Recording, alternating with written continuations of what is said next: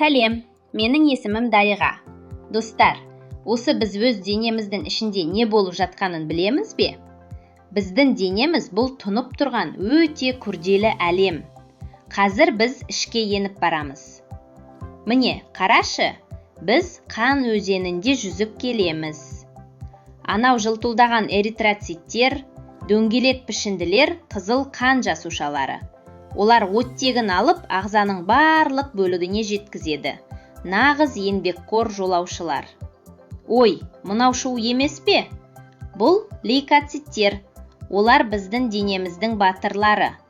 Лейкоциттер микробтармен күресіп, бізді аурудан қорғайды. Достар, қарандашы, бір жер сәл жарақаттанған сияқты.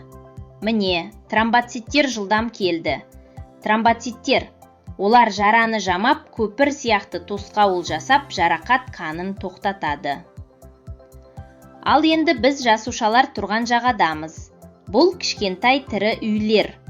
Ұлпа сұйықтығынан оттекпен қорек алады, қалдықтарын шығарады. Ал сол қалдықтарды лимфа тамырлары жинайды. Олар алтын түстес арналар сияқты ағзаны тазалықта ұстайды. Лимфа түйіндері нағыз күзетшілер. Олар микробтардың бар жоғын тексеріп, денеміздің қауіпсіздігін қамтамасыз етеді. Міне, біздің ішкі әлемнің құпиясы. Қан, ұлпа сұйықтық және лимфа бірігіп, денемізді сау ұстайтын үш дос. Сенің ағзаң нағыз супер қаһарман. Оған қамқор бол, сонда ол сені әрқашан қорғайды.